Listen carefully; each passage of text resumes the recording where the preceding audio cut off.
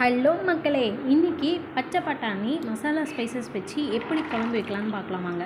So நான் 1 hour வந்துட்டு பச்சை பட்டாணி ஊற வச்சுட்டேன். இப்போ 2 விசில் வச்சு நான் எடுத்துக்க போகிறேன். ஸோ இப்போ நீங்கள் சீக்கிரமாக பண்ணணுன்னா என்ன பண்ணணும்னா, ஒரு 15 நிமிஷம் போல் வச்சுட்டு ஒரு 4-5 விசில் நீங்கள் வச்சிங்கன்னா நல்லா வெந்துடும். ஓகேங்களா? நெக்ஸ்ட்டு நான் உப்பு மஞ்சள் போட்டு நல்லா கலந்துக்கிட்டு இப்போ 2 விசில் எடுத்து வச்சு எடுக்க போகிறோம். ஓகேங்களா? நெக்ஸ்ட்டு இதுக்கு தேவையான பொருள் என்னென்னு பார்க்கலாமா? வாங்க பார்க்கலாம். ஸோ இதுக்கு நான் தேவையான பொருள் பார்த்திங்கன்னா, இஞ்சி பூண்டு பேஸ்ட்டு, கொஞ்சோண்டு தேங்காய் திருவுனது வச்சுருந்தேன். ஸோ ஸ்பைசஸ் வந்து பட்டம் 2 பட்டம் 1 கூட நீங்கள் போட்டுக்கோங்க, கசகசை கொஞ்சோண்டு போட்டுக்கோங்க, 2 கிராம்பு, சோம்பு கொஞ்சம், ஸோ வர கொத்தமல்லி, வர மிளகாய், தக்காளி 1, வெங்காயம் 1. ஸோ நாங்கள் 2 பேர் இருக்கனால எங்களுக்கு போதும். அரிசி கொஞ்சம் வச்சுக்கோங்க, அடுத்த கிளிப்பில் காட்டுறேன். ஸோ 2 விசில் வந்த பிறகு நான் எடுத்துட்டேன். குழந்தைக்கு கொஞ்சம் நம்ம பட்டாணி எடுத்தாச்சு, குழம்பு கொஞ்சம் ஒரு பட்டாணி எடுத்தாச்சு.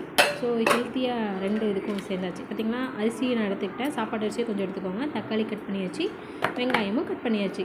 இப்போ பார்த்திங்கன்னா எப்படி போடலாம், எண்ணெய் ஒரு கடாய் எடுத்துக்கோங்க. கடாய் எடுத்துகிட்டு ட்ரை ரோஸ்ட் பண்ண போகிறோம். ஸோ அப்படியே சைடாக பார்த்திங்கன்னா சாப்பாடுக்கு ஊற வச்சாச்சு.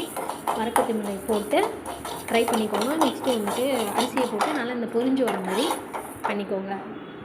இந்த அளவுக்கு இருந்தால் போதும். நெக்ஸ்ட்டு 4 இதுவே எங்களுக்கு காரமாக இருந்தது, நீங்கள் 2-3 கூட வச்சுக்கோங்க. நெக்ஸ்ட்டு ஸ்பைசஸ் போட்டு போட்டோடனே பொரியும் நல்லா.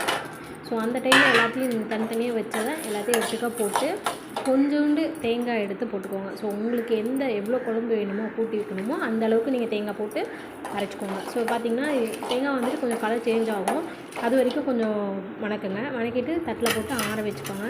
ஆற வச்சுட்டு ஒரு மிக்ஸி ஜாரில் போட்டு அரைக்கணும். ஃபஸ்ட்டு தண்ணி இல்லாமல் அரைச்சிட்டு அதுக்கப்புறம் தண்ணி போட்டு அரைங்க. ஓகேங்களா? குறப்பாக அரைச்சிட்டு அப்புறம் தண்ணி ஊற்றி அரைங்க. ஒரு கடாயை எடுத்துக்கிட்டு எண்ணெய் கொஞ்சம் ஊற்றிட்டு, எண்ணெய் கொஞ்சம் தாராளமாக ஊற்றிக்கோங்க. வெங்காயம் போட்டு கண்ணாடி பதத்தில் வதங்கிக்கோங்க. கண்ணாடி பதத்தில் வந்த பிறகு தக்காளி போட்டு, இஞ்சி பூண்டு போட்டு, மஞ்சள் போட்டு நல்லா வணக்குங்க. ஓகேங்களா?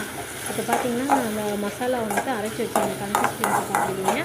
ஸோ அது நல்லா வணங்கின பிறகு அந்த மசாலாவை வந்துட்டு இதில் வந்து ஊற்ற போகிறோம். சரிங்களா? ஊற்றி மசாலா ஊற்றுறதுக்கு முன்னாடி நம்ம பச்சை பட்டாணி போட்டு நல்லா வணக்கிக்கோங்க. ஏன்னா அது நல்லா மஞ்சள் உப்பு நல்லா இறங்கும். ஓகேங்களா? ஆல்ரெடி நம்ம உப்பு போட்டு தான் வேக வச்சுருக்கோம்.